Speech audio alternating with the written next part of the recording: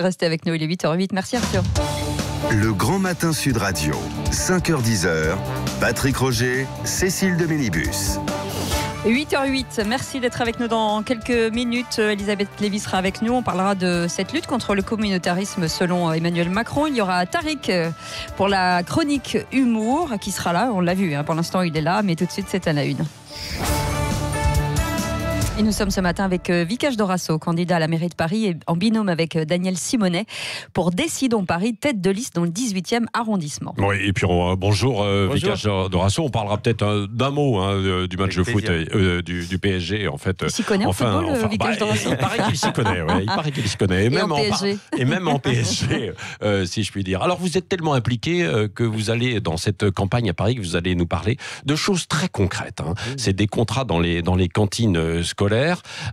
Parce que vous êtes vous-même, vous vous sentez concerné parce que vous aviez votre famille, je crois, qui travaillait aussi dans ces cantines scolaires, et vous dites que aujourd'hui, attention, on ne peut pas plaisanter aussi avec l'alimentation des enfants. Oui, évidemment. Alors, ma mère a été cantinière, donc ça me touche particulièrement. Ouais. Mes enfants ont mangé dans le 18e arrondissement. Mes deux filles ont mangé n'importe quoi pendant 10 ans. Il faut expliquer vraiment le contexte. On a privatisé le déjeuner de nos enfants. On a vendu ça à la Sogérès, une filiale de la Sodexo. Dans beaucoup de situations, dans beaucoup de villes, c'est le cas. On municipalise de plus en plus, on fait du bio, on fait du local, et c'est possible, puisque c'est fait dans le 4e arrondissement, et ça marche très très bien, et on réduit les coûts.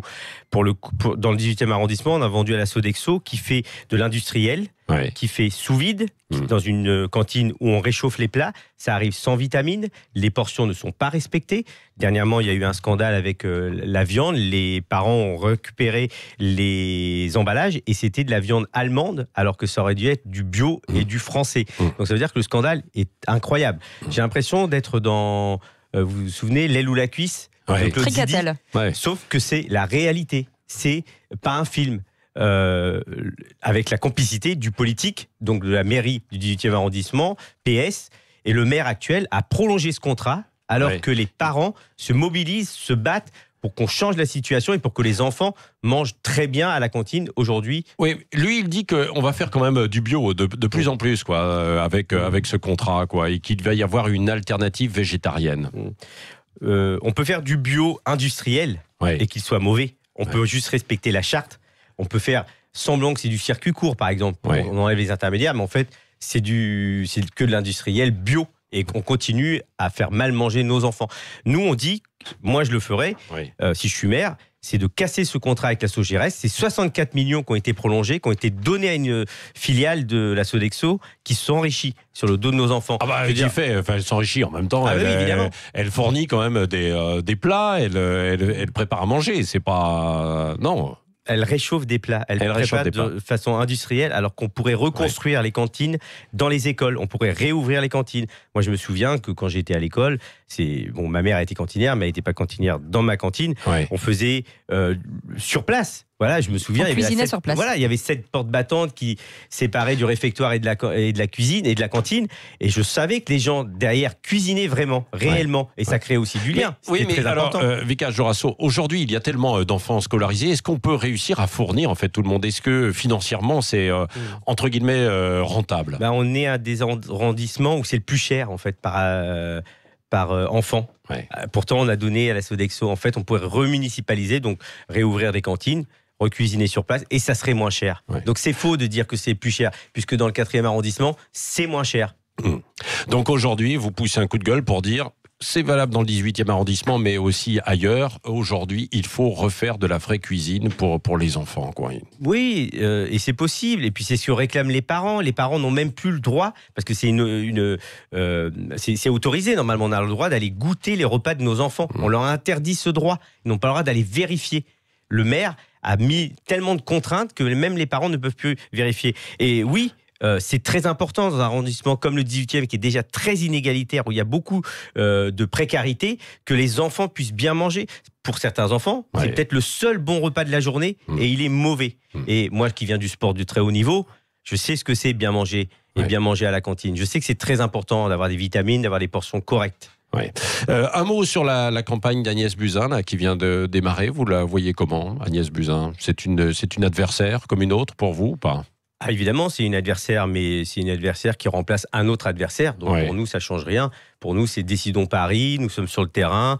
Nous sommes en campagne et notre campagne est en train de partir, quoi. On sent l'engouement autour de nous puisque moi, je n'ai jamais fait de politique. Je suis nouveau. J'ai pas de casserole. J'ai pas de bilan. J'y vais avec mon cœur et je sens que sur le terrain, ça prend. Évidemment, ils ont envie de voir des têtes nouvelles. Honnête et sincère. Bon, un mot du Paris Saint-Germain hier soir. Qu'est-ce que vous pensez de cette performance, perdre 2-1 à Dortmund et surtout sans avoir fait un bon match, quoi. J'ai été surpris par la composition d'équipe. Alors, avoir fait tout ça pendant quelques mois, moi, je trouvais ça formidable de pouvoir aligner les 4 fantastiques et finalement changer au dernier moment. Et puis j'ai entendu la déclaration de Neymar. Peu importe, il n'a pas été très bon hier, il a quand même marqué un but, c'est un joueur incroyable, et je pense qu'il n'a pas été mis dans les meilleures dispositions pour pouvoir faire gagner le Paris Saint-Germain. Il y a un problème de gestion, alors peut-être de peur, d'angoisse aussi des Parisiens qui se plantent et se cassent les dents à chaque fois en 8e de finale depuis quelques années, c'est ça ? Il y a un match retour, c'est très important. On n'a ni perdu ni gagné au match aller. Il n'y a qu'un but à remonter, c'est faisable, largement faisable. Le Paris Saint-Germain peut le faire. Je suis sûr qu'ils vont le faire. Moi, je pense que c'est l'année où le Paris Saint-Germain, s'il passe les 8e de finale, il pourra vraiment peut-être aller vers la victoire. Ça veut dire qu'il y a un problème de management, en fait ? Peut-être. Mais on fera le bilan. Enfin, pour le Paris Saint-Germain, c'est faire le bilan après le match retour. C'est-à-dire, tu gagnes 4-0 contre le Barça et tu te fais éliminer. Là, tu perds 2-1 et tu peux passer. Donc, il faut vraiment attendre. Et puis, Neymar sera en forme cette fois. Mbappé aussi. Peut-être qu'il remettra les 4. Voilà, je pense mais vous avez été surpris, comme beaucoup, par la composition d'équipe. 3 défenseurs centraux hier soir. J'ai pas compris, parce que, en fait, en même temps, avec 3 défenseurs centraux, l'avant-centre a réussi à mettre 2 buts. Donc, moi, je pense que c'est une erreur. Je pense que Idrissa Gueye, aussi au milieu de terrain, a pas été extraordinaire. Par contre, Verratti était formidable et il sera suspendu au match retour. Ça, c'est un vrai problème. Merci, Vicage Lorasso, d'être passé ce matin dans les studios de Sud Radio.